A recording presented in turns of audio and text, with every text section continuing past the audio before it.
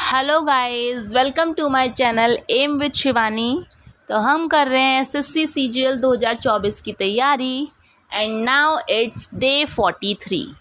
I hope guys आप सभी का डे 42 का टारगेट कंप्लीट हो गया होगा और now we are at day 43। तो देखते हैं आज का क्या टारगेट है। SSC CGL day 43 target. So आज का टारगेट क्या है? मैथ्स में डिस्काउंट चैप्टर।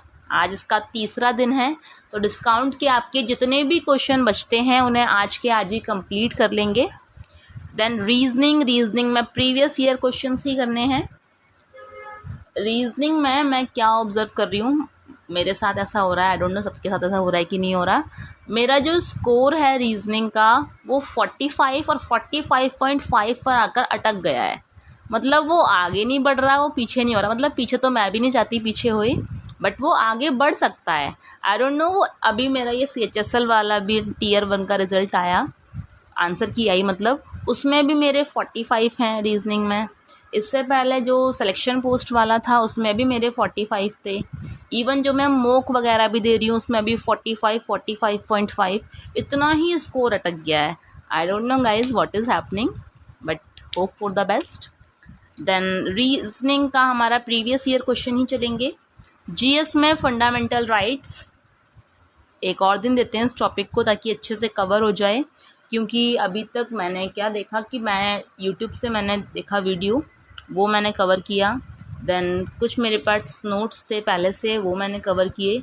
ल्यूसेंट में थोड़ा सा एक्स्ट्रा पोर्शन इसका दिया हुआ है, क्योंकि ल्यूसेंट भी कर रही हूँ मैं साथ साथ।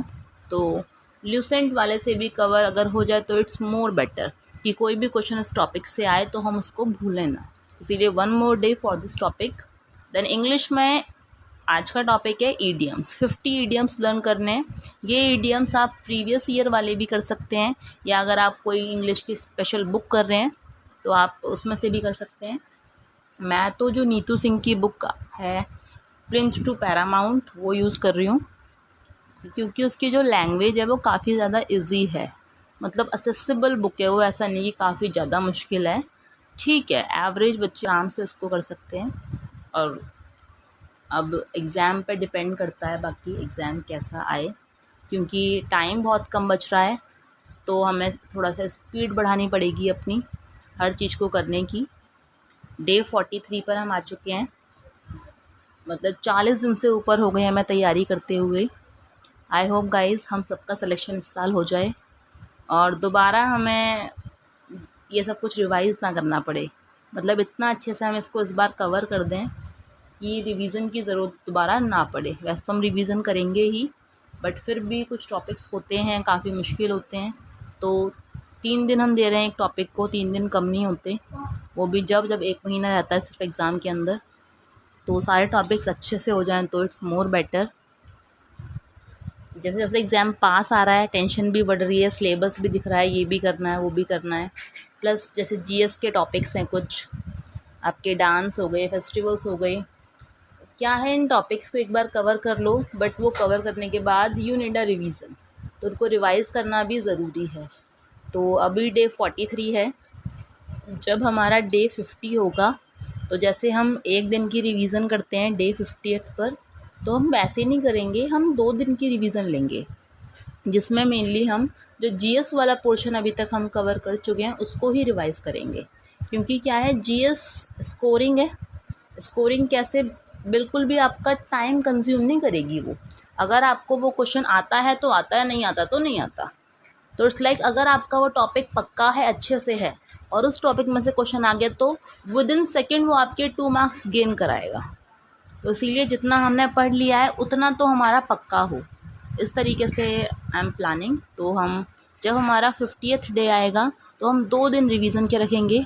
वैसे भी मैंने इस बात को भी फेस किया है कि एक दिन में इतना सारा रिवाइज़ नहीं हो पाता, और रिवीजन इज़ मस्ट। तो इसलिए 2 डेज़ की हम रिवीजन रखेंगे, जिसमें हम मेनली GS पोर्शन को ही रिवाइज़ करेंगे। इसके अलावा एक मॉक टेस्ट देना है।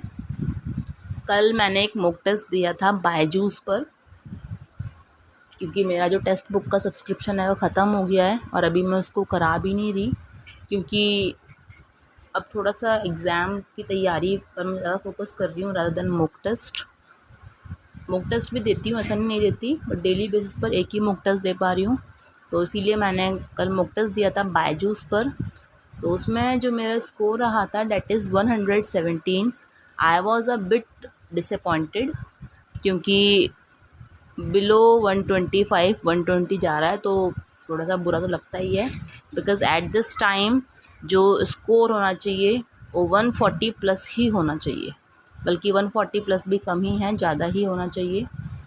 एक टाइम था मेरा स्कोर 135 तक आराम से आ रहा था, अभी वो दोबारा से थोड़ा सा नीचे हो गया है। इसीलिए आई एम सेइंग थोड़ी सी रिवीजन की ज़रूरत ज़्यादा है, तो इसीलिए हम रिवीजन को ज़्यादा टाइम देंगे। और गाइस मॉक टेस्ट देना है साथ साथ, इस टारगेट को आप कंप्लीट कीजिए। मिलते हैं नेक्स्ट वीडियो में नेक्स्ट डे के टारगेट के साथ, डे 44 के टारगेट के साथ। जब तक आप जुड़े रहिए मेरे चैनल एम विद शिवानी के साथ। Bye bye guys.